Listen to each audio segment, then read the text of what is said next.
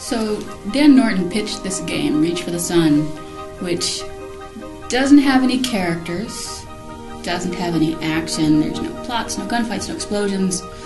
It's just plants growing. What Reach for the Sun is about is it's a game about plant anatomy, function, and how a plant uses resources to reproduce over the cycle of a season.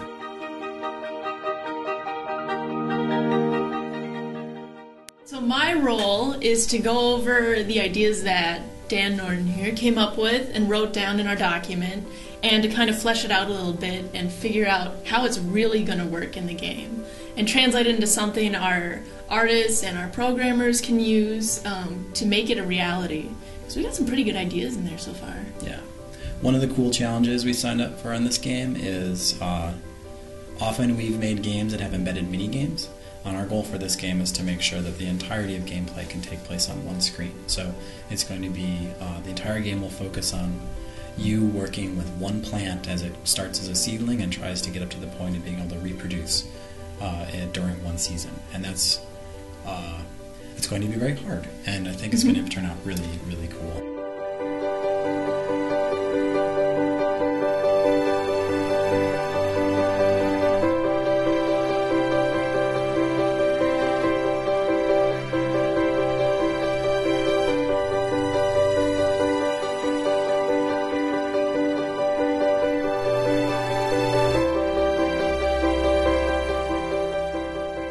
All the team members on a project have different expertises, and all those expertises can bleed into design decisions. So while there are designers on staff, we're not the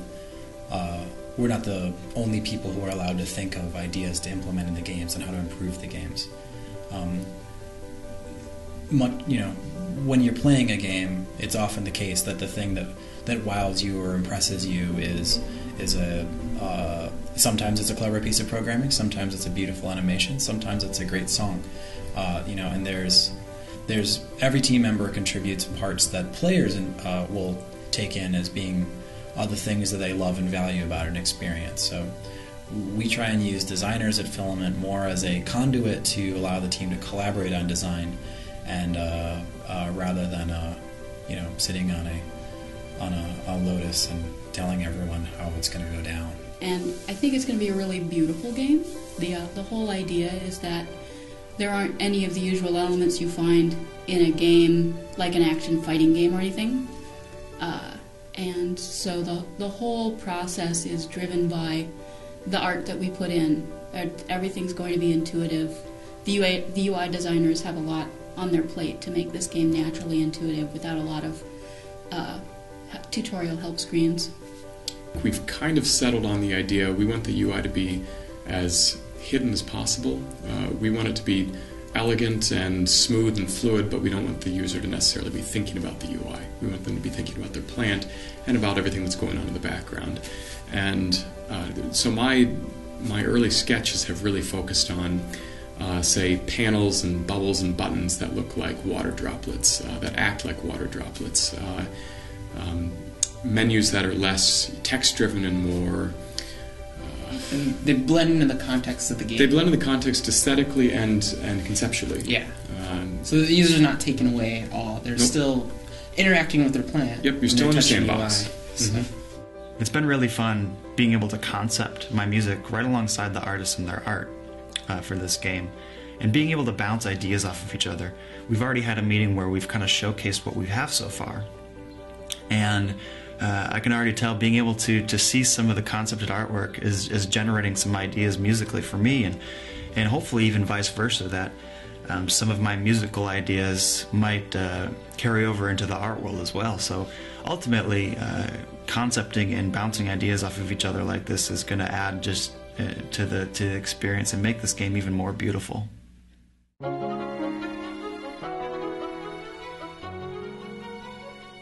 Yeah, basically the learning objectives for the game are about the function and anatomy of plants and their life cycle, about how they grow and reproduce.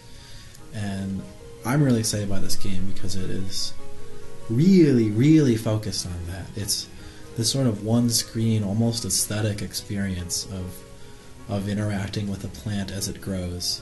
And I think it's going to be beautiful. And I think by the time you're done, you'll have a real intimate, not just knowledge, but I think even appreciation for a plant's life cycle. It's tough being a plant. It is tough being a plant. Normally, once we've got a developed prototype with the first set of features, we're able to play that and then know, wow, that wasn't nearly as fun as we thought, or sometimes, oh, hey, you know what's super fun? Doing this. And I think we're basically a week or two out from being able to see that sort of part. So the design as it was proposed is more or less intact. I know Abby was in a big planning meeting where maybe some components changed when the team actually sort of went over what needs to be done. A game like this, the learning objectives and the engagement factor of the game are going to be very closely tied, and I think that's going to happen pretty organically, pretty naturally, in that we are giving the players a plant and a relatively authentic environment, a sandbox in which to play in, and then we're saying, make this thing grow. I think the fun comes less from it being a traditional game and more that we're focusing on the simulation. And I think SimCity is a great example. You know, you could ask Will Wright the same question, like, why would anybody want to manage, you know, transportation in a city or like people's jobs and stuff? That doesn't sound fun at all. Turns out it's like one of the most fun experiences of all time. And I think the same is going to be true for Reach for the Sun. There's a lot of emphasis on making it not just functional, but very, very beautiful. And I think that's been a real challenge to try and keep that aesthetic while we're working on everything. The art looks really good, and it's really important that the art look really good because the art is the primary tool of the game. We're not going to have a lot of pop-up tips. There's not going to be a helpful little sprite telling you what to do. Everything has to depend on the art being clear enough that you can figure out what to do without a lot of help. We've chosen to approach this game very artistically, and I know the artists right now are trying to figure out how to make this one screen and one vantage point look as beautiful as possible. And what the player will ultimately do artistically in the game, anyway, is add bits and pieces of this plant that will fill up the game space with this ultimately beautiful piece of artwork. And I want to accomplish that same thing musically. So as the player progresses through the game and they're adding the roots, they're adding stems, leaves, flowers, and fruit, they're building the music track as well. So as the plant grows throughout the game, the music should as well.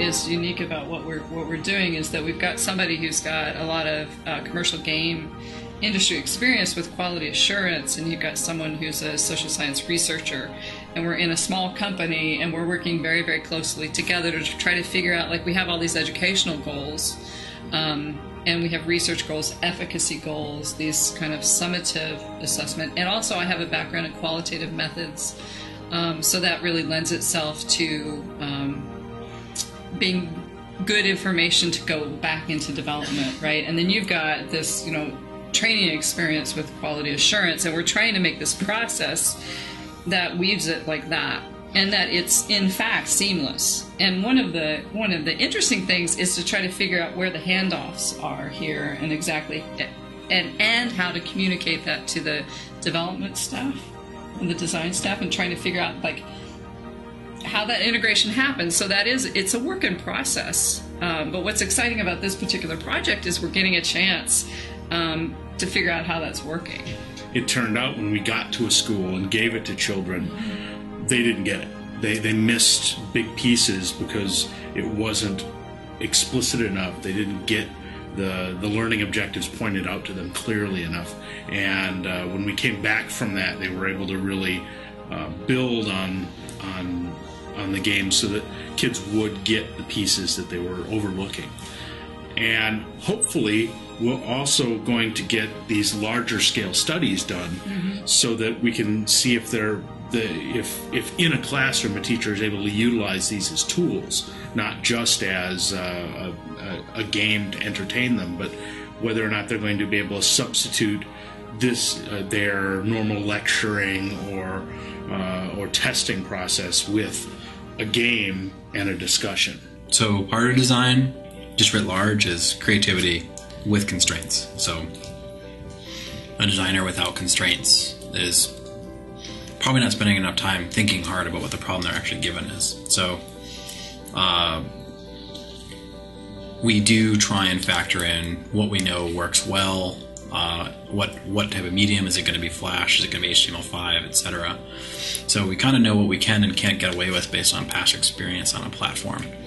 At the same time, all the dev teams, all the parts of them like being challenged with new types of problems. So we don't want to rule out an idea or innovation simply because we haven't done it before.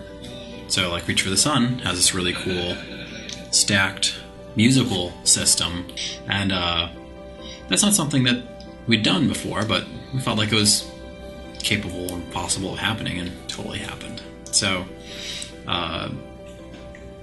yeah, we work with constraints, but it's also, if anyone is going to put out an idea that challenges what the other teams are going to be doing, it's up to the designers to be an advocate for that.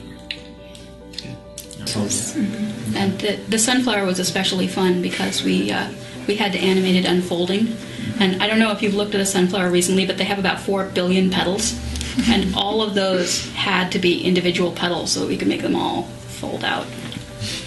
I drew the toad lily, which was I really was pretty proud of the drawing, but I really liked the storm clouds.